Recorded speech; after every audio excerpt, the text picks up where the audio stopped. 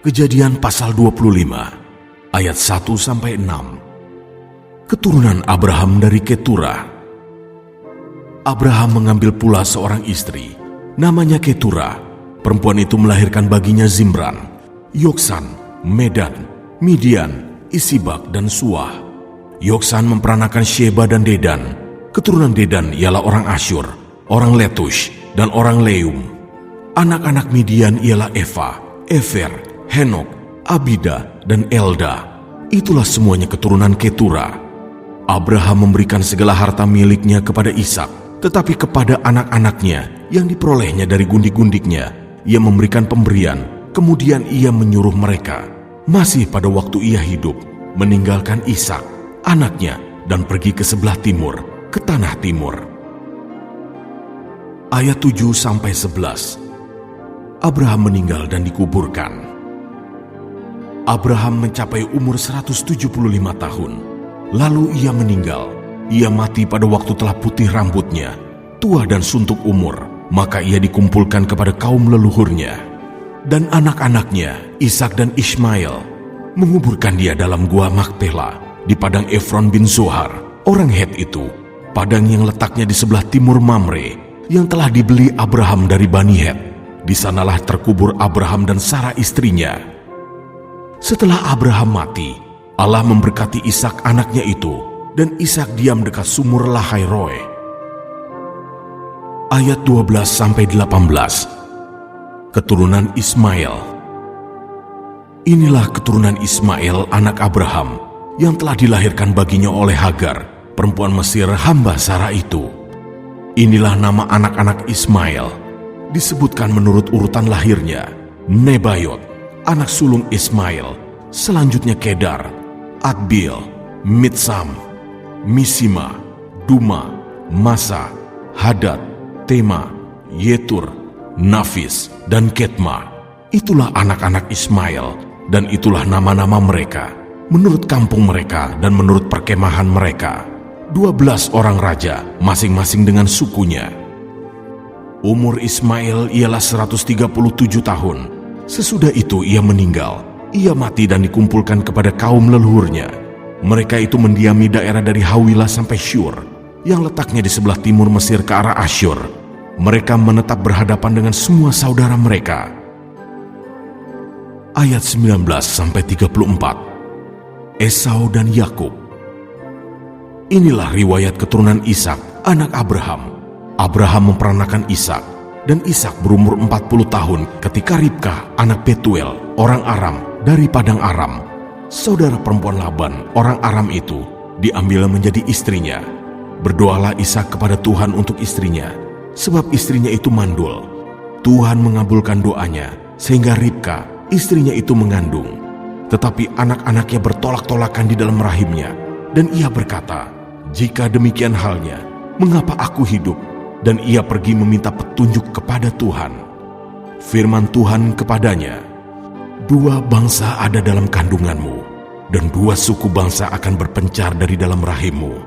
Suku bangsa yang satu akan lebih kuat dari yang lain, dan anak yang tua akan menjadi hamba kepada anak yang muda." Setelah genap harinya untuk bersalin, memang anak kembar yang di dalam kandungannya. Keluarlah yang pertama, warnanya merah, seluruh tubuhnya seperti jubah berbulu. Sebab itu ia dinamai Esau. Sesudah itu keluarlah adiknya, tangannya memegang tumit Esau. Sebab itu ia dinamai Yakub. Ishak berumur 60 tahun pada waktu mereka lahir. Lalu bertambah besarlah kedua anak itu.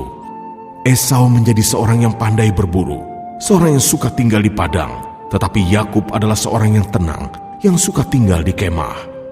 Ishak sayang kepada Esau, sebab ia suka makan daging buruan, tetapi Ribkah kasih kepada Yakub. Pada suatu kali Yakub sedang memasak sesuatu, lalu datanglah Esau dengan lelah dari padang. Kata Esau kepada Yakub, "Berikanlah kiranya aku menghirup sedikit dari yang merah-merah itu, karena aku lelah." Itulah sebabnya namanya disebutkan Edom. Tetapi kata Yakub, "Jualah dahulu kepadaku hak kesulunganmu." Sahut Esau, "Sebentar lagi aku akan mati. Apakah gunanya bagiku hak kesulungan itu?" Kata Yakub, "Bersumpahlah dahulu kepadaku." Maka bersumpahlah ia kepada Yakub, dan dijualnyalah hak kesulungannya kepadanya. Lalu Yakub memberikan roti dan masakan kacang merah itu kepada Esau. Ia makan dan minum, lalu berdiri dan pergi. Demikianlah Esau memandang ringan hak kesulungan itu. Kejadian pasal 26, ayat 1-35. Ishak di negeri orang Filistin. Maka timbullah kelaparan di negeri itu. Ini bukan kelaparan yang pertama yang telah terjadi dalam zaman Abraham. Sebab itu Ishak pergi ke Gerar kepada Abimelek, raja orang Filistin. Lalu Tuhan menampakkan diri kepadanya serta berfirman, "Janganlah pergi ke Mesir. Diamlah di negeri yang akan kukatakan kepadamu. Tinggallah di negeri ini sebagai orang asing. Maka aku akan menyertai engkau dan memberkati engkau. Sebab kepadamulah dan kepada keturunanmu akan kuberikan seluruh negeri ini. Dan aku akan menepati sumpah yang telah kuikrarkan kepada Abraham, ayahmu. Aku akan membuat banyak keturunanmu seperti bintang di langit. Aku akan memberikan kepada keturunanmu seluruh negeri ini, dan oleh keturunanmu semua bangsa di bumi akan mendapat berkat. Karena Abraham telah mendengarkan firmanku dan memelihara kewajibannya kepadaku, yaitu segala perintah, ketetapan dan hukumku. Jadi tinggallah Ishak di Gerar. Ketika orang-orang di tempat itu bertanya tentang istrinya, berkatalah ia, 'Dia saudaraku,' sebab ia takut mengatakan, 'Ia istriku,' karena pikirnya, 'Jangan-jangan aku dibunuh oleh penduduk tempat ini karena Ribka, sebab elok parasnya.' Setelah beberapa lama ia ada di sana, pada suatu kali menjenguklah Abimelek, raja orang Filistin itu dari jendela. Maka dilihatnya Ishak sedang bercumbu-cumbuan dengan Ribka istrinya. Lalu Abimelek memanggil Ishak dan berkata, 'Sesungguhnya dia istrimu, masakan engkau berkata dia saudaraku?' Jawab Ishak kepadanya, 'Karena pikirku, jangan-jangan aku mati karena dia.' Tetapi Abimelek berkata, 'Apakah juga yang telah kau perbuat ini terhadap kami? Mudah sekali terjadi. Salah seorang dari bangsa ini tidur dengan istrimu, sehingga dengan demikian engkau mendatangkan kesalahan atas kami.' Lalu Abimelek memberi perintah kepada seluruh bangsa itu, 'Siapa yang mengganggu orang ini atau istrinya, pastilah ia akan dihukum mati.' Maka menaburlah Ishak di tanah itu, dan dalam tahun itu juga ia mendapat hasil 100 kali lipat, sebab ia diberkati Tuhan.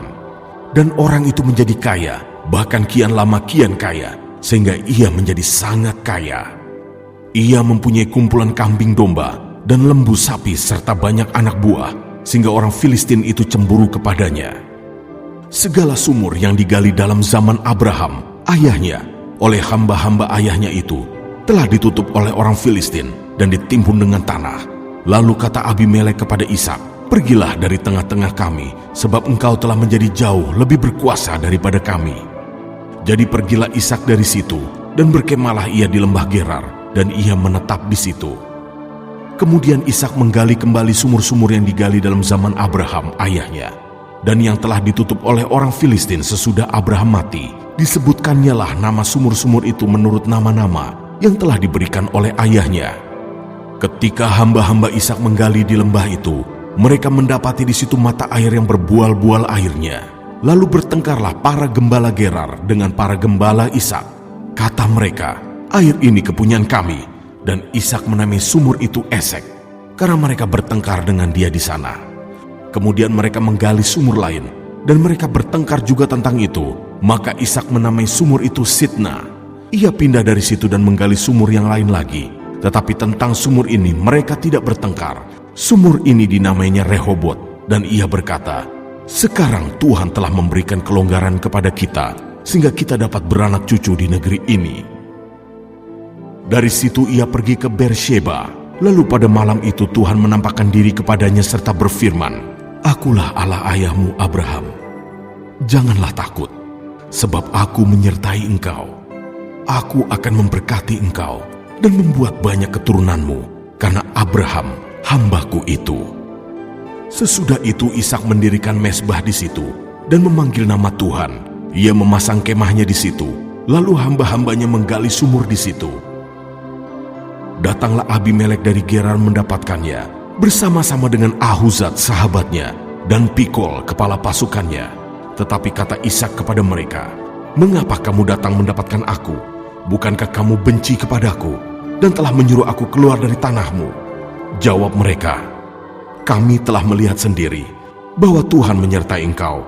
Sebab itu kami berkata, baiklah kita mengadakan sumpah setia antara kami dan engkau, dan baiklah kami mengikat perjanjian dengan engkau, bahwa engkau tidak akan berbuat jahat kepada kami, seperti kami tidak mengganggu engkau, dan seperti kami semata-mata berbuat baik kepadamu, dan membiarkan engkau pergi dengan damai. Bukankah engkau sekarang yang diberkati Tuhan?" Kemudian Ishak mengadakan perjamuan bagi mereka, lalu mereka makan dan minum. Keesokan harinya pagi-pagi bersumpah-sumpahanlah mereka.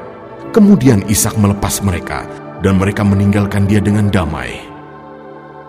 Pada hari itu datanglah hamba-hamba Ishak memberitahukan kepadanya tentang sumur yang telah digali mereka, serta berkata kepadanya, "Kami telah mendapat air." Lalu dinamainyalah sumur itu Sheba, sebab itu nama kota itu adalah Beersheba sampai sekarang. Ketika Esau telah berumur 40 tahun, ia mengambil Yudit, anak Beeri orang Het, dan Basmat, anak Elon orang Het, menjadi istrinya. Kedua perempuan itu menimbulkan kepedihan hati bagi Ishak dan bagi Ribka.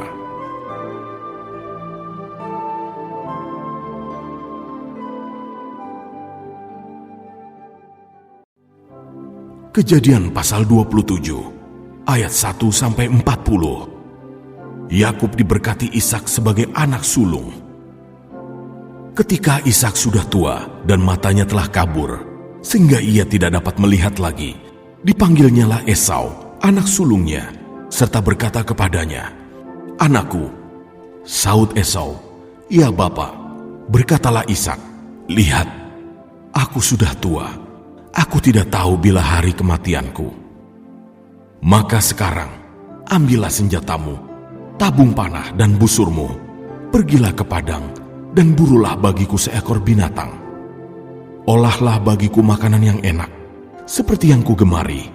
Sesudah itu bawalah kepadaku, supaya ku makan, agar aku memberkati engkau sebelum aku mati." Tetapi Ribka mendengarkannya. Ketika Ishak berkata kepada Esau, anaknya, setelah Esau pergi ke padang memburu seekor binatang untuk dibawanya kepada ayahnya, berkatalah Ribka kepada Yakub, anaknya, "Telah kudengar ayahmu berkata kepada Esau, kakakmu, bawalah bagiku seekor binatang buruan dan olahlah bagiku makanan yang enak, supaya ku makan, dan supaya aku memberkati engkau di hadapan Tuhan sebelum aku mati. Maka sekarang, anakku, dengarkanlah perkataanku seperti yang kuperintahkan kepadamu. Pergilah ke tempat kambing domba kita, ambillah dari sana 2 anak kambing yang baik, maka aku akan mengolahnya menjadi makanan yang enak bagi ayahmu, seperti yang digemarinya. Bawalah itu kepada ayahmu, supaya dimakannya, agar dia memberkati engkau sebelum ia mati." Lalu kata Yakub kepada Ribka, ibunya, "Tetapi Esau kakakku adalah seorang yang berbulu badannya, sedang aku ini kulit-ku licin. Mungkin ayahku akan meraba aku, maka nanti ia akan menyangka bahwa aku mau memperolok-olokkan dia. Dengan demikian aku akan mendatangkan kutuk atas diriku dan bukan berkat." Tetapi ibunya berkata kepadanya, "Akulah yang menanggung kutuk itu, anakku. Dengarkan saja perkataanku. Pergilah, ambil kambing-kambing itu." Lalu ia pergi mengambil kambing-kambing itu dan membawanya kepada ibunya. Sesudah itu ibunya mengolah makanan yang enak, seperti yang digemari ayahnya. Kemudian Ribka mengambil pakaian yang indah kepunyaan Esau, anak sulungnya, pakaian yang disimpannya di rumah, lalu disuruhnyalah dikenakan oleh Yakub, anak bungsunya. Dan kulit anak kambing itu dipalutkannya pada kedua tangan Yakub dan pada lehernya yang licin itu. Lalu ia memberikan makanan yang enak dan roti yang telah diolahnya itu kepada Yakub, anaknya. Demikianlah Yakub masuk ke tempat ayahnya serta berkata, "Bapa." Sahut ayahnya, "Ya anakku, siapakah engkau?" Kata Yakub kepada ayahnya, "Akulah Esau, anak sulungmu. Telah kulakukan seperti yang Bapa katakan kepadaku. Bangunlah, duduklah, dan makanlah daging buruan masakanku ini, agar Bapa memberkati aku." Lalu Ishak berkata kepada anaknya itu, "Lekas juga engkau mendapatnya, anakku?" Jawabnya, "Karena Tuhan, Allahmu, membuat aku mencapai tujuanku." Lalu kata Ishak kepada Yakub, "Datanglah mendekat, anakku, supaya aku meraba engkau. Apakah engkau ini anakku Esau atau bukan?" Maka Yakub mendekati Ishak, ayahnya, dan ayahnya itu merabanya, serta berkata, "Kalau suara, suara Yakub, kalau tangan, tangan Esau." Jadi Ishak tidak mengenal dia, karena tangannya berbulu seperti tangan Esau, kakaknya. Ishak hendak memberkati dia, tetapi ia masih bertanya, "Benarkah engkau ini anakku Esau?" Jawabnya, "Ya." Lalu berkatalah Ishak, "Dekatkanlah makanan itu kepadaku, supaya ku makan daging buruan masakan anakku, agar aku memberkati engkau." Jadi didekatkannyalah makanan itu kepada ayahnya. Lalu ia makan, dibawanya juga anggur kepadanya, lalu ia minum. Berkatalah Ishak, ayahnya, kepadanya, "Datanglah dekat-dekat, dan ciumlah aku, anakku." Lalu datanglah Yakub dekat-dekat, dan diciumnyalah ayahnya. Ketika Ishak mencium bau pakaian Yakub, diberkatinyalah dia. Katanya, "Sesungguhnya bau anakku adalah sebagai bau padang yang diberkati Tuhan. Allah akan memberikan kepadamu embun yang dari langit, dan tanah-tanah gemuk di bumi, dan gandum serta anggur berlimpah-limpah. Bangsa-bangsa akan takluk kepadamu, dan suku-suku bangsa akan sujud kepadamu. Jadilah tuan atas saudara-saudaramu, dan anak-anak ibumu akan sujud kepadamu. Siapa yang mengutuk engkau terkutuklah ia, dan siapa yang memberkati engkau diberkatilah ia." Setelah Ishak selesai memberkati Yakub, dan baru saja Yakub keluar meninggalkan Ishak ayahnya, pulanglah Esau kakaknya dari berburu. Ia juga menyediakan makanan yang enak, lalu membawanya kepada ayahnya. Katanya kepada ayahnya, "Bapa, bangunlah dan makan daging buruan masakan anakmu, agar engkau memberkati aku." Tetapi kata Ishak ayahnya kepadanya, "Siapakah engkau ini?" Sahutnya, "Akulah anakmu, anak sulungmu, Esau." Lalu terkejutlah Ishak dengan sangat serta berkata, "Siapa gerangan dia yang memburu binatang itu, dan dia telah membawanya kepadaku? Aku telah memakan semuanya sebelum engkau datang, dan telah memberkati dia, dan dia akan tetap orang yang diberkati." Sesudah Esau mendengar perkataan ayahnya itu, meraung-raunglah ia dengan sangat keras dalam kepedihan hatinya, serta berkata kepada ayahnya, "Berkatilah aku ini juga ya Bapa." Jawab ayahnya, "Adikmu telah datang dengan tipu daya, dan telah merampas berkat yang untukmu itu." Kata Esau, "Bukankah tepat namanya Yakub, karena ia telah 2 kali menipu aku? Hak kesulunganku telah dirampasnya, dan sekarang dirampasnya pula berkat yang untukku." Lalu katanya, "Apakah Bapak tidak mempunyai berkat lain bagiku?" Lalu Ishak menjawab Esau, katanya, "Sesungguhnya telah kuangkat dia menjadi tuan atas engkau, dan segala saudaranya telah kuberikan kepadanya menjadi hambanya, dan telah kubekali dia dengan gandum dan anggur. Maka kepadamu, apalagi yang dapat kuperbuat, ya anakku?" Kata Esau kepada ayahnya, "Hanya berkat yang satu itukah yang ada padamu ya Bapa? Berkatilah aku ini juga ya Bapa." Dan dengan suara keras menangislah Esau. Lalu Ishak ayahnya menjawabnya, "Sesungguhnya tempat kediamanmu akan jauh dari tanah-tanah gemuk di bumi, dan jauh dari embun dari langit di atas. Engkau akan hidup dari pedangmu, dan engkau akan menjadi hamba adikmu. Tetapi akan terjadi kelak, apabila engkau berusaha sungguh-sungguh, maka engkau akan melemparkan kuk itu dari tengkukmu." Ayat 41-46. Yakub lari ke Mesopotamia. Esau menaruh dendam kepada Yakub karena berkat yang telah diberikan oleh ayahnya kepadanya. Lalu ia berkata kepada dirinya sendiri, "Hari-hari berkabung karena kematian ayahku itu tidak akan lama lagi. Pada waktu itulah Yakub, adikku, akan kubunuh." Ketika diberitahukan perkataan Esau, anak sulungnya itu kepada Ribka, maka disuruhnyalah memanggil Yakub, anak bungsunya, lalu berkata kepadanya, "Esau, kakakmu, bermaksud membalas dendam membunuh engkau. Jadi sekarang, anakku, dengarkanlah perkataanku. Bersiaplah engkau dan larilah kepada Laban, saudaraku, ke Haran, dan tinggallah padanya beberapa waktu lamanya, sampai kegeraman dan kemarahan kakakmu itu surut daripadamu, dan ia lupa apa yang telah engkau perbuat kepadanya. Kemudian aku akan menyuruh orang menjemput engkau dari situ. mengapa aku akan kehilangan kamu berdua pada satu hari juga?" Kemudian Ribka berkata kepada Ishak, "Aku telah jemu hidup karena perempuan-perempuan Het itu. Jikalau Yakub juga mengambil seorang istri dari antara perempuan negeri ini, semacam perempuan Het itu, apa gunanya aku hidup lagi?"